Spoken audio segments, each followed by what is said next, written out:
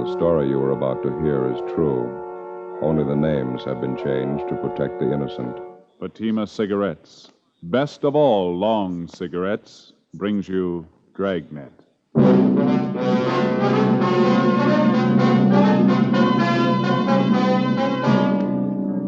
You're a detective sergeant.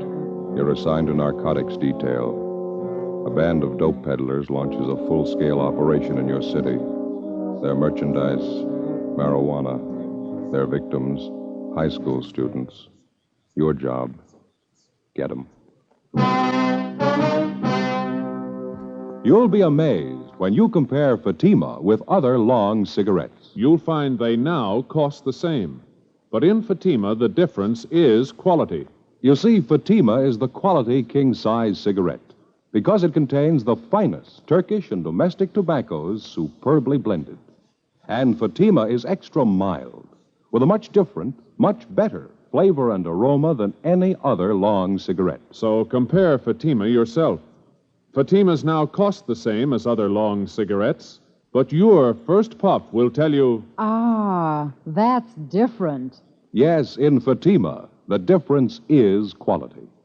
Ask your dealer for Fatima, the quality king-size cigarette. Best of all long cigarettes. Start enjoying Fatima tomorrow.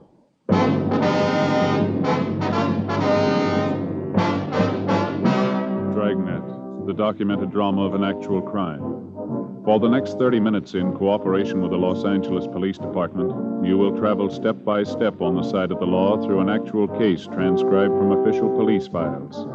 From beginning to end, from crime to punishment, Dragnet is the story of your police force in action. It was Thursday, April 11th. It was warm in Los Angeles. We were working the day watch out of narcotics detail. My partner's Ben Romero. The boss is Captain Kearney. My name's Friday. I was on the way back from R&I, and it was 10:25 a.m. when I got to Central Station.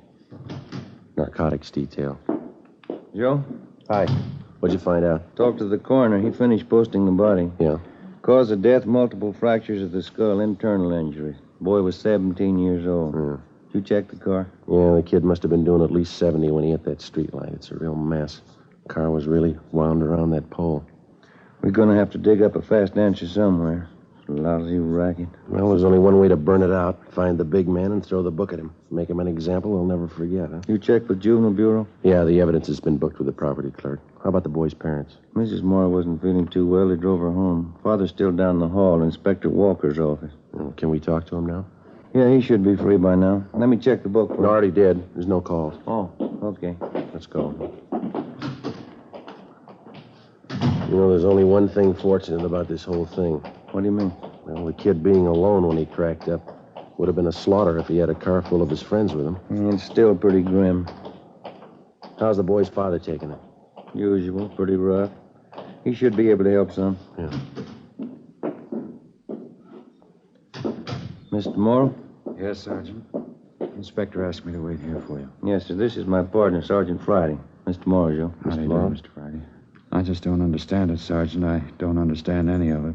My boy Ken wasn't the type to go racing around like that in the car. He never took the car without my permission.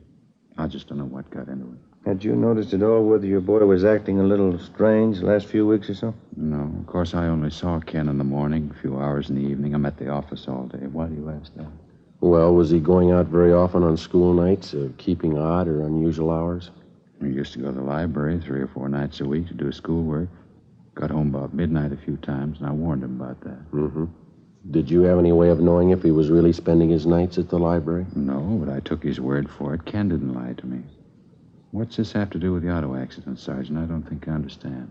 The officers investigating the accident, sir. They checked over the car afterward. What was it? Were the brakes bad? What'd they find? Bill? Yeah. So you see this small metal case? We found it in the front seat on the floor of the car. What's that stuff inside? Did this belong to Ken? Yes, sir. We think he was using it. What for? I don't know. It's marijuana. Men and women who traffic in narcotics all the way from the small-time peddler to the big wholesaler are rated among the lowest kind of criminal. One step lower, you find an even more vicious kind. those who lure youngsters into the deadly trap of narcotics, who feed on the nickels and dimes by supplying their young victims with dope. The death of 17-year-old Kenneth Morrow was the second of its kind within 8 months. It seemed to stem from unidentified suspects who were making it their business to build a thriving marijuana trade among high school students. Thursday, 11 a.m. We continued to question the dead boy's father, Thomas Morrow, but he couldn't tell us anything further that might help. Friday, April 12th. We checked with the principal of the high school which the Morrow boy attended. We talked to the boy's teachers and checked his school record. His marks had been above average till about 3 months before, when they began to fall off for no apparent reason. We got a list of most of the boy's friends from his teachers, and we started checking them out. One was a 16-year-old blonde girl, Peggy Kane, supposedly Kenneth Morrow's girlfriend. We found her waiting outside the music room. Yes, Ken and I went around together for a while. He was a real nice boy. Did you see each other quite a bit, Peggy? Oh, for about 5 or 6 months, yes, we got along fine. Just after Christmas was the last time I went out with him, and we double dated. Mm-hmm. Did he seem all right to you then? I mean, did he act different at all? Well, a little different, yes. Not silly, you know. He just wasn't like he used to be. Well, how do you mean? Well, he didn't talk the same. Ken was a real nice boy most of the time. I guess he started getting in with the wrong crowd. He began to swear, you know, bad talk, things like that. When did all this start, Peggy? Do you remember? Just before Christmas, I think. I'm not sure. Poor Ken. Is there anything else you might have noticed? I don't know. Ken used to be pretty good about his studies, and all of a sudden it seemed he just didn't care. Sometimes he'd come into the library. We used to study there. And he'd make a lot of noise. He just changed, that's all. After a while, we didn't see each other there anymore. Well, why was that, Peggy? We just didn't come down.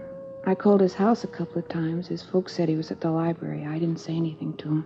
Mm-hmm. Well, did Ken have many friends here at school? Do you know that? Not many, no. I see. Well, those he did have, who would you say was closer to him? Oh, gee, I don't know, Sergeant. There were half a dozen of them. Ken used to be with all of them. No one boy in particular. Well, Bob Lavelle, maybe.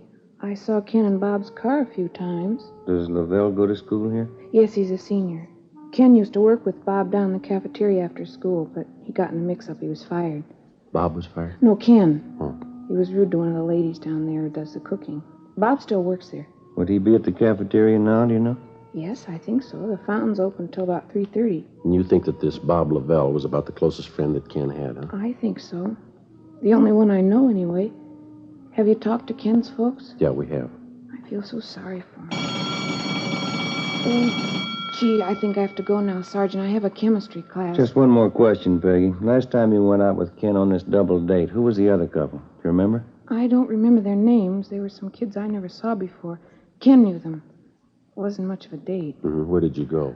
We started for the show, but Ken changed his mind. He wanted to go to the beach and park. He was acting funny, talking all the time, saying silly things. The other boy was the same way. Oh, were they drinking? No, I never saw Ken take a drink. I couldn't smell any liquor on his breath. I don't know. It was such a silly thing. What's that? Well, maybe it's just my imagination, but Ken and this other boy had a real terrible musty smell about them. I kidded them about it, and they said they'd been to a tea party. That's where they got it. They kept talking silly like that all evening. I see. Was the musty smell all over the car or just on the boys? All over. Kind of made me sick, but they didn't seem to mind it. Well, look, I'd like you to think real careful, Peggy. Have you ever come across that musty smell on anybody around the school here? Yes, I have, a couple of times. Makes me sick. What is it? Who did you notice it on, Peggy? Bob Lavelle.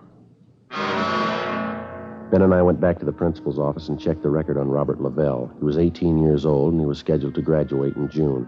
The registrar told us that there was a good chance that he wouldn't be graduated because his marks had been poor for the better part of the year. They dropped even lower during the present semester. Lavelle had played football the year before and had made third string on the all-city team. He was well liked by his teachers. For the last 2 years, he'd worked part-time at the school soda fountain. We went down to interview him. Nice setup, huh? Yeah. Cafeteria, soda fountain. Wasn't like that in my day. That must be the boy there behind the counter. Oh, yeah. Let's sit down. Mm-hmm. How about that, Joe? What's that? That sign hanging up there. Idiot Special. 5 scoops of ice cream, marshmallow, bananas, chocolate, strawberry flavoring, whipped cream topping, Maraschino cherries, chopped nuts, and onion? No, you're reading over. That's on the hamburger sign there.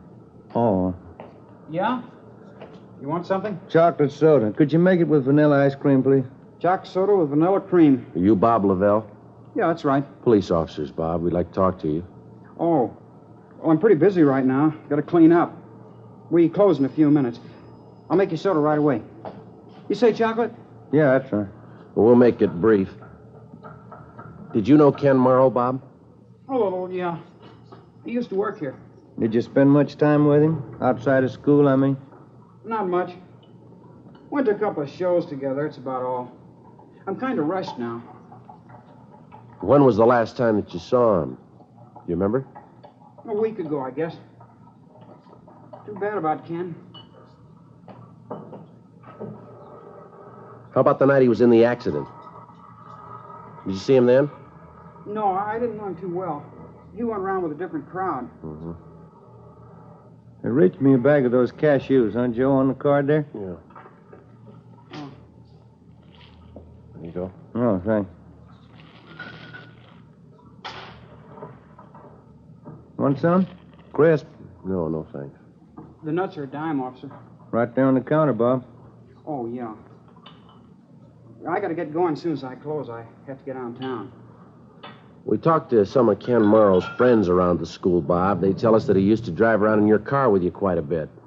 Just a couple of times around school. And you hadn't been with him for about a week before the accident. That's right. Just what I told you. Mm-hmm.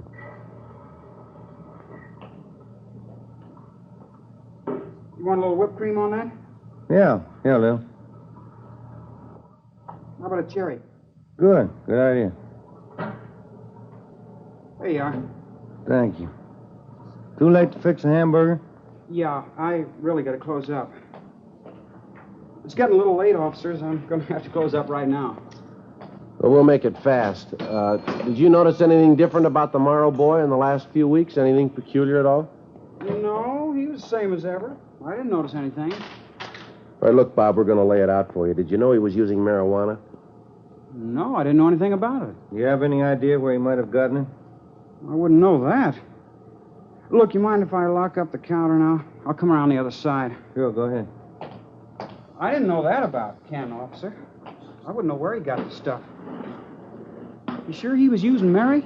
Oh, we found some in his car. We found some more in his locker upstairs. That's tough. Anything more, officer? I gotta hurry. Well, it's just routine, Bob. We did the same with the other boys we talked to. We'd like to check your locker. You don't mind, do you? I gotta get downtown. I'm late now. Your locker's just upstairs, isn't it? Won't take that long. It's important to me. I gotta get downtown. We've got our car outside. We'll drive you down. We'll be down there in no time. No, I've already got a ride. Can't you check it tomorrow? Not going to take a minute, Bob. Now, let's go, huh? All right. Say, I happen to remember I didn't bring my locker key today. That's so. Yeah. Come to think of it, I don't know where it is. Guess I lost it. Well, they must have a pass key around here, don't they? I don't think so. Well, we'll ask at the office, huh? You're putting me in a jam, officer. That's going to take time. I'm due downtown. I'm sorry, Bob, but we got to check it. I got my locker all jammed up with stuff. It'll take us an hour. Office is down there, Joe. Yeah, all right, let's go. I don't know why you're picking on me. My locker's jammed. They can't get it open. Why are you picking on me? Let's ask him here. Go ahead, Bob. Close the door. Yeah? I got my key. I'll show you. Robert Lavelle took us to his locker and opened it. Hidden inside one of his gym shoes, we found 4 sticks of medium-grade marijuana. We took them, put them in an envelope, and sealed it. On the way downtown, the boy told us that he'd been buying this stuff for about 6 months and reselling it to some of the students at the high school. Said that he paid 50 cents apiece for the sticks and sold them for 75. He was an occasional user himself.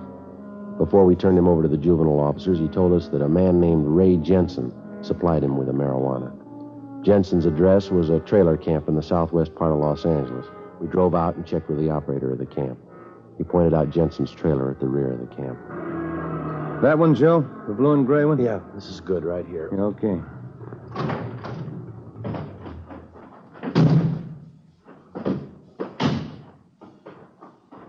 Looks like Jensen's doing well, huh? Yeah, nice-looking trailer.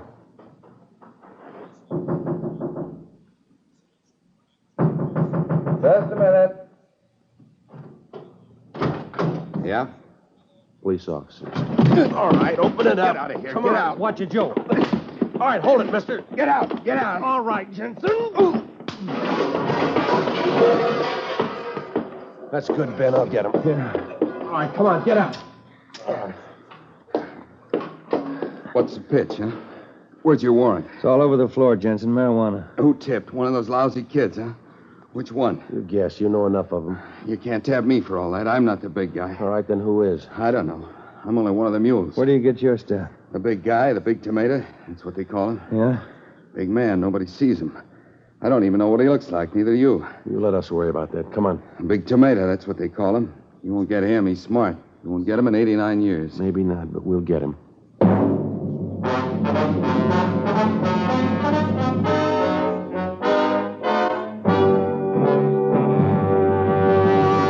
You are listening to Dragnet, authentic stories of your police force in action. Now, here's an authentic report from Fatima Cigarettes.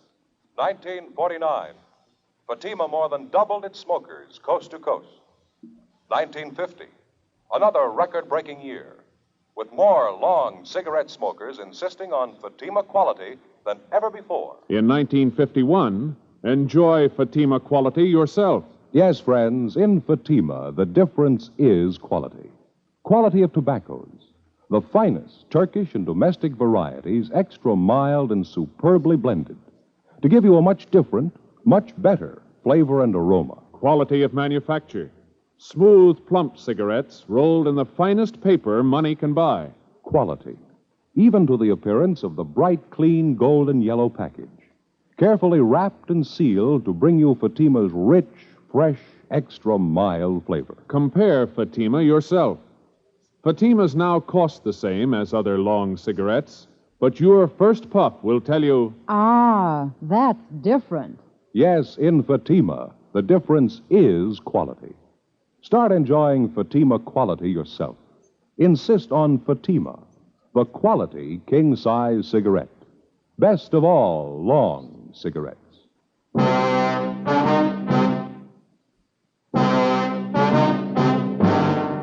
Friday, April the 12th, 7 p.m.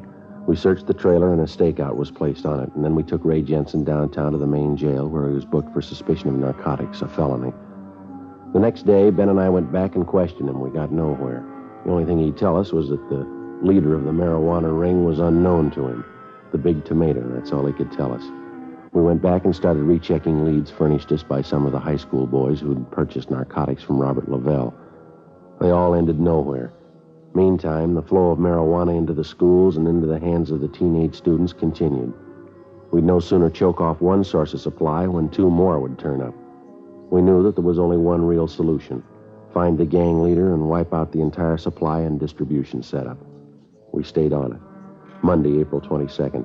Ben got a call from one of his informants that he had a lead on the source of marijuana on the east side of town. The informant's name was Willie Breck, a groundskeeper at a golf course near one of the city high schools. We drove out to talk to him. We located Breck by the clubhouse near the first tee. On the tee now, Art Dory, Richmond, Virginia. You remember my partner, don't you, Willie? Joe Friday? Oh, yeah. Hi. How are you, Willie? Kind of busy today. Big tournament. Yeah, quite a crowd you got here. It's a nice turnout. Here you've been having trouble, huh? Out of Mary in town? Yeah, you think you can help us? Maybe I can. Dirty business, huh? Working high school kids with that stuff. It's real dirty. Any ideas, Willie?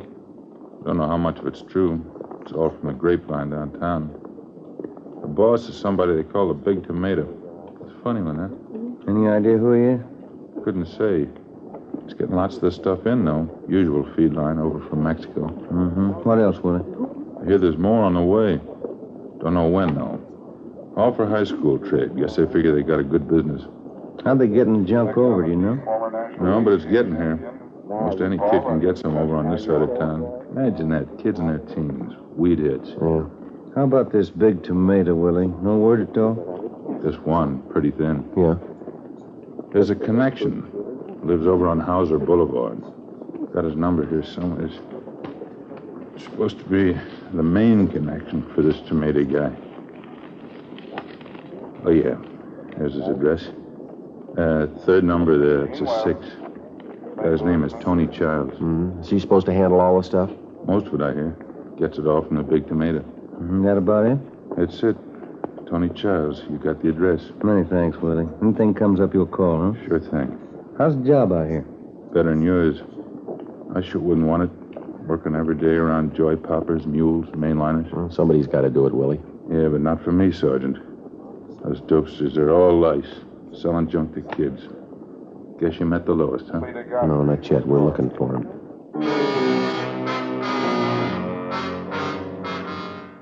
We went back to the office and checked the name and address of Tony Childs through R&I. No previous record. A stakeout was placed on his home and at his place of business. Childs himself was placed under 24-hour surveillance. A week passed. Nothing happened. Another week. Still nothing. There was no let-up in the supply of marijuana finding its way into the city and then into the schools. We couldn't see the beginnings of the racket, but we saw the end result. The percentage of juvenile users was still on the upswing. Wednesday, May 8th. We heard rumbles of another big marijuana buy in the offing. Either it failed to materialize or we missed it. Friday, May 10th. Ben and I took our turn shadowing the suspect, Tony Childs. Can you see him from here, Joe? Yeah. He's still in the barber shop. There's two guys with him. Yeah. 4:10. We better check in, huh? Yeah, I'll call in, huh? Drugstore there. Must have a phone. Yeah, all right. I'll be right back.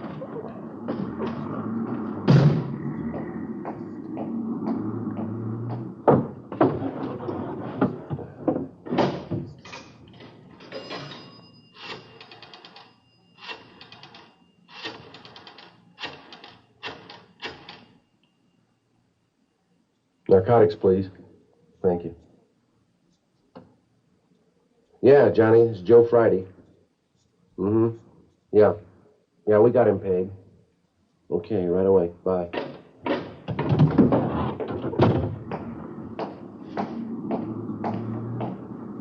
What have you got? Tony Childs. They want him picked up right away. How come? Well, they just raided his place. They found 32 ounces of weed in his room. Supposed to have more on him. Well, let's go. Come on. What do you think? Trouble? Well, don't be surprised.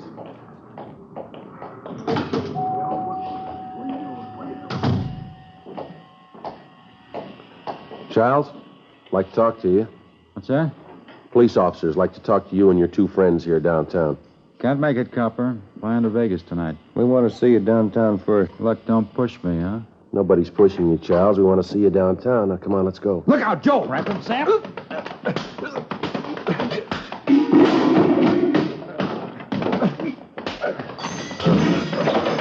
Watch it!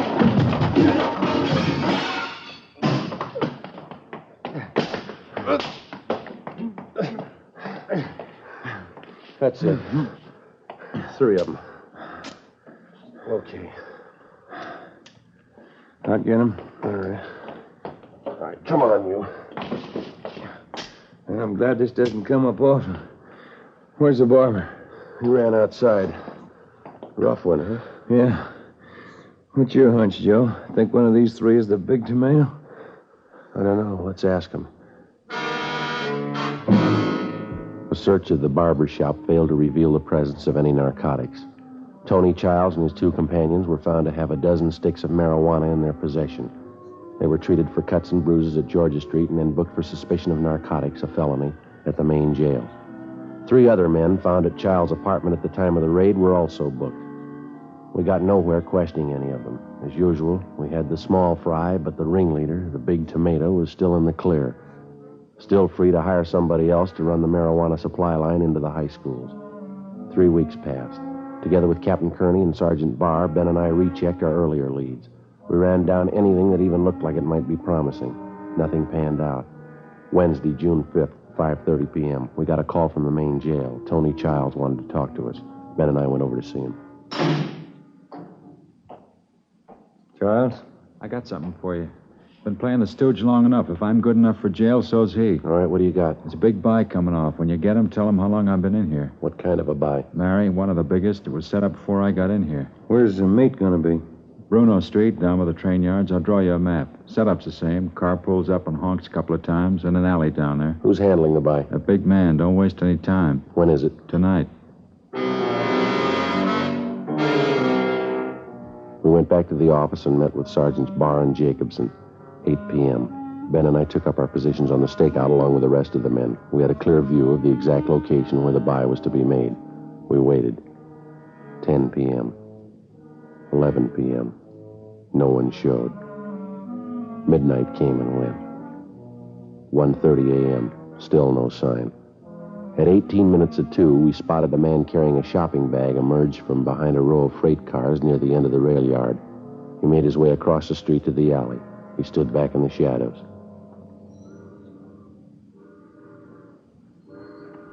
As soon as the car gets in the alley, we pull up and block it, huh? Yeah, that's right. Beck will do the same thing down at the other end.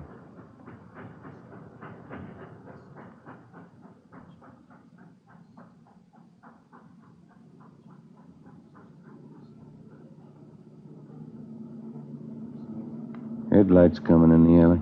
Wait a minute.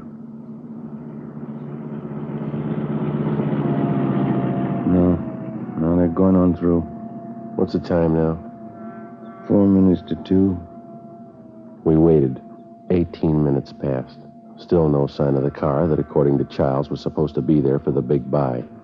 We could still see the figure of a man with a shopping bag huddled in the alley. 3 a.m. Joe. Yeah? Car down there in the alley. Yeah.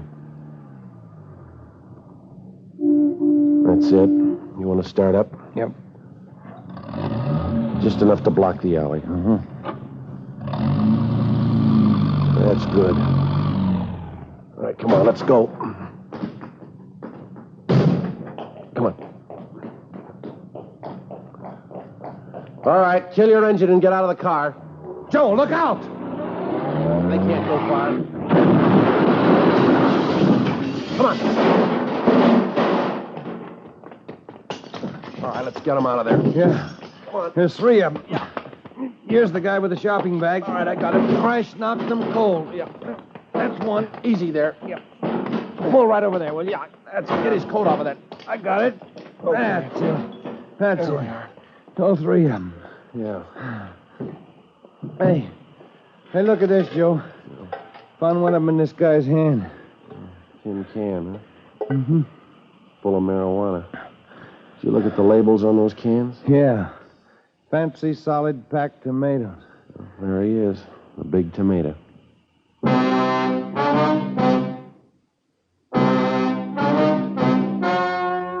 story you have just heard was true. Only the names were changed to protect the innocent. On October 3rd, trial was held in Superior Court, Department 89, City and County of Los Angeles, State of California. In a moment, the results of that trial. Now, here is our star, Jack Webb. Thank you. Friends, if you're a long cigarette smoker like I am, remember, in Fatima, the difference is quality. Now, believe me, this difference is mighty important. So important that you'll always remember the first pack of Fatimas that you buy. Fatima's fast-growing popularity backs me up on that. But look, you can prove it to yourself by getting a pack of Fatimas tomorrow. You'll find that they now cost the same as other long cigarettes, and your first pack will convince you to go right on smoking them. Join me and the new thousands who enjoy Fatima's extra mildness, Fatima's rich, better flavor and aroma. You'll discover what all we Fatima smokers know. In Fatima, the difference is quality.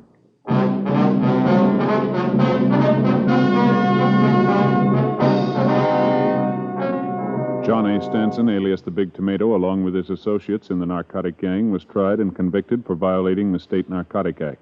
He received sentences as prescribed by law and are now serving their terms in the state penitentiary. The radio editors of the United States and Canada have named Dragnet the best radio program of its type for 1950. And Dragnet's Jack Webb, the most promising star of tomorrow. In behalf of Dragnet, I'd like to thank the radio editors of the United States and Canada and the editors of Motion Picture Daily who conducted the voting in the 15th annual poll for Fame magazine.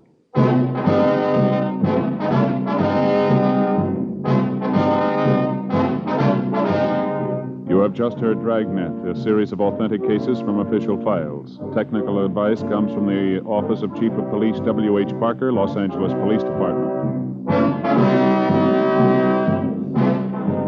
Fatima Cigarettes, best of all long cigarettes, has brought you Dragnet, portions transcribed from Los Angeles. Later, hear Spellbound with Joseph Cotton on Screen Directors on NBC.